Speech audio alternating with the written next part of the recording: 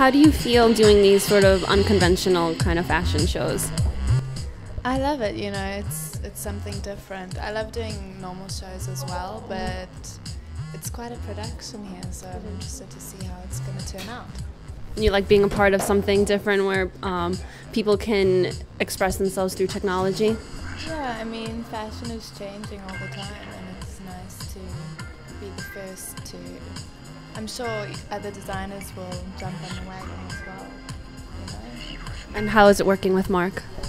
Great, I've known him for a few years, and it's good to support a South African, you know. That's great. What was your inspiration for this season? Okay, so imagine being in a Kubrick-like environment. Stanley Kubrick, the amazing director, is somewhere in the not-too-distant future, maybe on board a spaceship.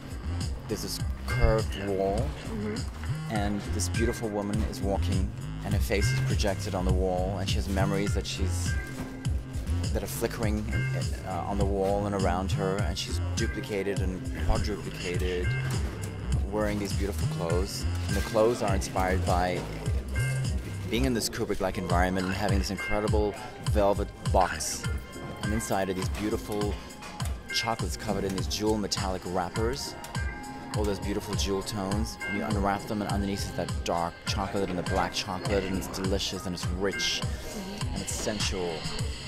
And I've sort of taken that feeling and translated it into this collection. And how do you kind of stay on top of your game? You know, you've conquered like all these outlets to express yourself, not just through clothes, but through technology, you know, and like what's next? How are you going to top this?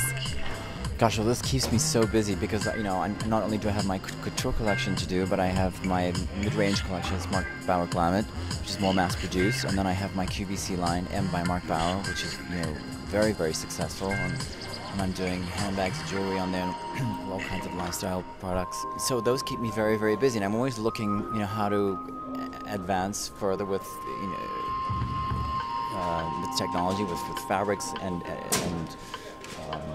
with filming, with the internet, and you know, any kind of high-tech tools that I can apply to whatever. I'm interested in what's new and the new way to do things and a better way to do things. Always, you know, better yourself at what you do creatively. And as a human being, I'm also very, you know, involved with animal rescue and anti-animal cruelty, and people like the Humane Society and PETA, and AIDS awareness, and because I come from South Africa, which unfortunately has one of the highest cases of AIDS in the world. And so you do what you do, you know, creatively, and also as a human being, you're always just trying to make it better and smarter, and you know. That's great. And do you find that it's a little harder to commit to your, you know, animal-free cruelty stand now with the economy and times being a little difficult, or are you so committed to that? I'm totally committed to it, and I think it's actually easier because because of the economy, you know, people are looking at more synthetic things. Like, so instead of buying a leather handbag, they'll buy a faux leather handbag, which looks and feels exactly like the same thing, but it's cruelty-free and is, you know, not nearly as expensive.